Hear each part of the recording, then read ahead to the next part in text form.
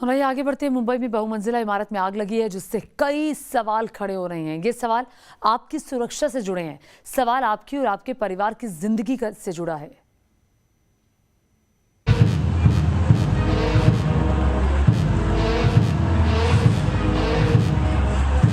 ये तस्वीरें खौफ पैदा करती हैं। ऐसे हादसे की जद में कोई भी आ सकता है। बिल्डिंग का 19वां फ्लोर और चारों तरफ आग बुझाने के लिए जद्दोजहद। सामने मौत देखकर वो खुद को बचाने के लिए रेलिंग से लटक गया। कुछ मिनटों तक कोशिश की, हाथ से रेलिंग को पकड़े रखा, लेकिन आखिरकार जिंदगी की जंग हार गया।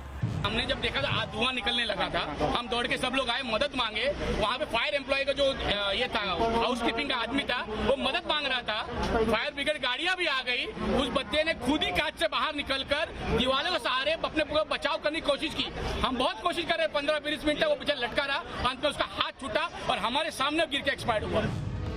ये किसी के साथ भी हो सकता है, कोई भी इस हादसे का शिकार हो सकता है। इस मौत का गुनहगार कौन है?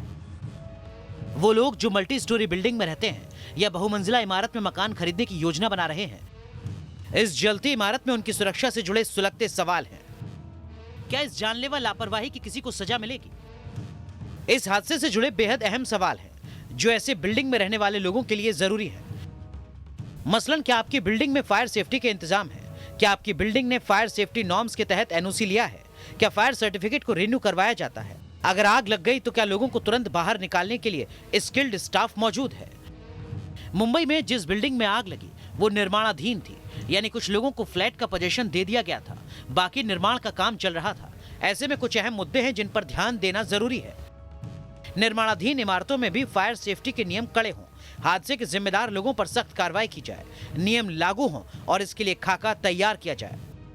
इस हादसे पर मुंबई की मेयर ने न्यूज नेशन से एक्सक्लूसिव बात की है।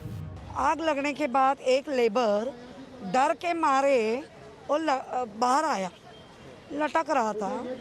लेकिन इधर का जो मैनेजमेंट है, इधर का जो सिक्योरिटी है, वो अनस्किल्ड है ऐसा लग रहा है। और उन्होंने देखा तो तुरंत एक चादर लेके खड़े रहते थे, तो शायद उसका जान बच सकती थी। इन बहुमंजिला इमारतों में सपने के आशियाने को खरीदने के लिए लोग अपनी जिंदगी भर की कमाई लगा देते हैं। इसके बाद हजारों रुपए महीने का मेंटेनेंस देते हैं। इसके बावजूद लोगों की जिंदगी सुरक्षित नहीं है।